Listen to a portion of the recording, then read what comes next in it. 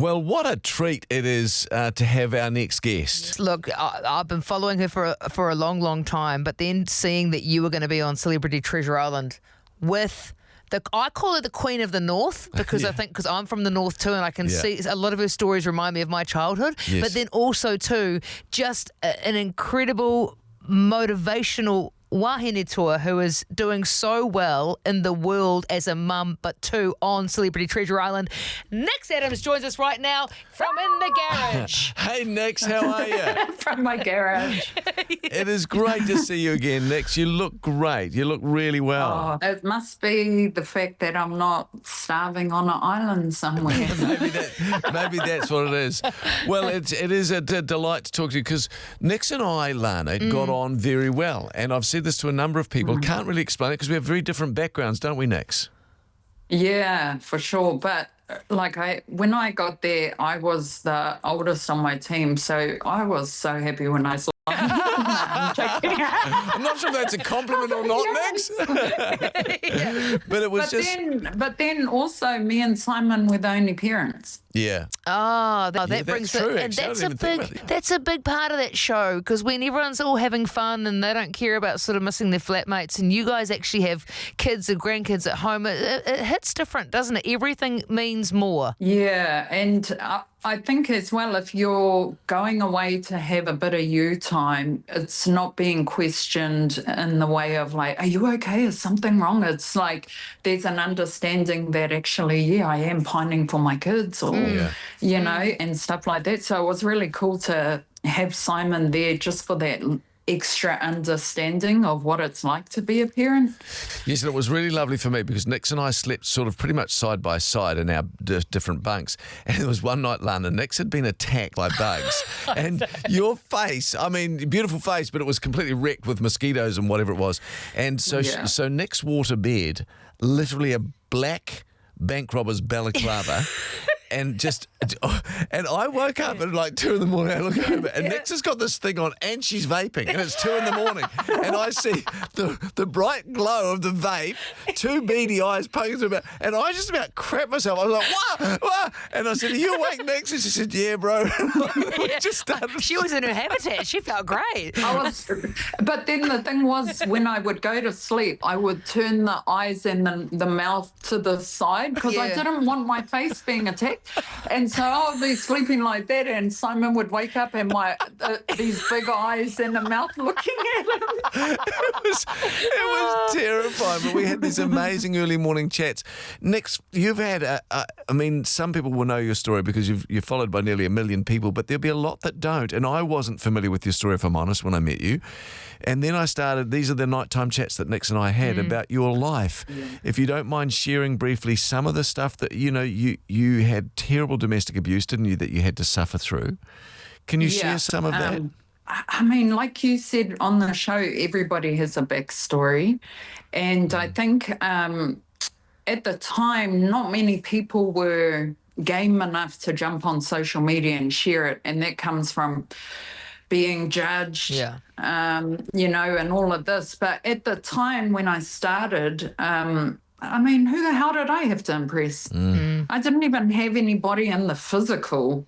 So why the hell would I be worried about people that I don't know watching me on the phone? Like, no, sorry, girlfriend.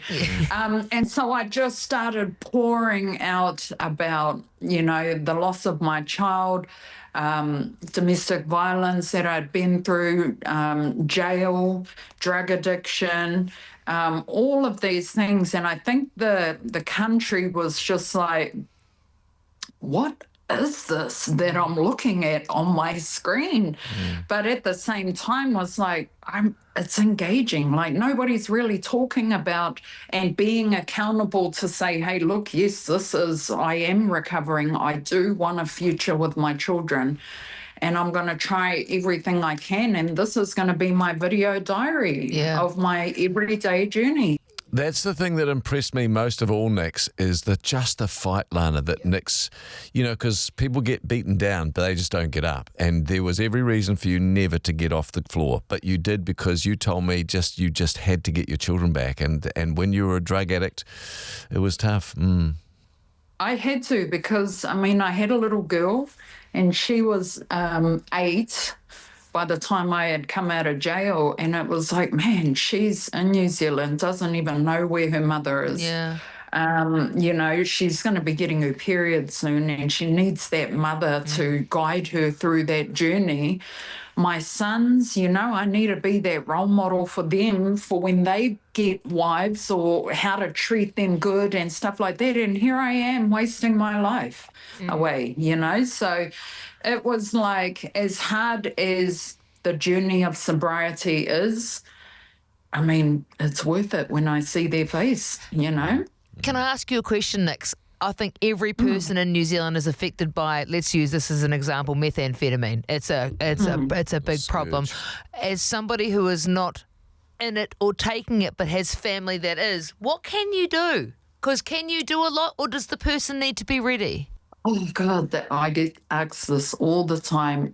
But I mean, my mum and dad, they went blue trying to point me in the right direction, begging me literally to change my life. But at the time, and this is so crazy to say, methamphetamine was keeping me alive until the real me was strong enough to deal with the trauma of the loss of my child. Yeah. You know, because without it, I wanted to join my son. I felt like my son was in this faraway place and he needed somebody with him. Yeah. And I really wanted to be there. But when I took methamphetamine, all those feelings of suicide, all those feelings, they left my body. And I just became this shell. And as much as I hate methamphetamine, it really did. It kept me alive until Nicola was strong enough to take the steering wheel, you know. So it really didn't matter how much my family wanted me to do it. I had to get to a point where I was just physically, mentally tired and exhausted, you know, that I just had to say, you need to deal with this trauma head on. And if you do that, if you acknowledge your son's not coming back, and if you know, really be strong, there won't be a need for the methamphetamine to blanket that trauma, because you would have dealt with that trauma. Now, Nix, am I right in saying, and I don't want to speak out of school, but again, you and I chatting in the early hours of the morning, and you said to me, I think I'm recalling this correctly, that prison was the best thing that happened to you because it helped you get off the addiction. Yeah. Is that right? Oh, for sure. Yeah, I had tried to get off on the outside world. It just wasn't happening. So I literally had to be taken and put somewhere where it wasn't an option. You are going to deal with it without running to methamphetamine, and it just absolutely saved my life. Yeah. We are loving seeing that internal beast that you are come out onto the screens as well. It's awesome to see it in challenges when you wrestle Portia Woodman-Whitcliffe For the McDonald's? for the McDonald's. I couldn't believe that. I was like, go Nix. You just about smoked Portia just to get you your know Big what Mac. I'm thinking? I'm thinking, do I be proud of I can't be proud of my physical ability, because we all know Portia she would have took me out. If her eyes were actually open, we all know Portia would have took me out. So maybe all I have to be proud of is maybe listening skills. Yep. Okay. Yeah, no, and take that. When I tore my calf with Portia, they asked me who would I'd like to make captain of the team. Oh, once you had gone. Once I'd gone. Yes. Like a lot of people said, who are you going to make captain and why? And there's just listening to you is the obvious reason to me. You're actually such a strong person, such a leader in your own right. And there's again, it's just that thing, Nix. Just the pluck that you showed to get those kids back. That's the kind of love that every kid deserves and needs in this country. So just a massive credit to you. Can't obviously say how you go. We don't know how you go on the whole show. I want to say one thing though. As a woman that tried twice to win, Nix, please take the baton and do it, okay? We need a woman. Oh my God. We need a woman. I can't say it because I don't know, but I'm just saying there is pressure there for you. You've been in the pressure cooker for a long time. You know how to deal with it, but to have a lady win would be great. It would be great. It would be great. And there are a few of us on there, so Yeah. fingers crossed. And didn't we have a great team? You got your breakfast. I think Nolan. the country is like OG kahu. Yeah, Like, 100%. all the messages I get are like, man, OG kahu is the bomb. But I think with the change of the teams and that's kind Yeah. of, I think everyone's like, oh my God, what the hell? Yeah, So yeah. we'll have to wait and see what happens. Oh, Next, we You could go. talk to you for hours. Congratulations on just what you've done with your life and with this incredible Thanks. following you've got. You deserve every success, so bless you heaps. Thank you so much for having me. Not even one Lovely. swear word. No. I was just thinking that, what the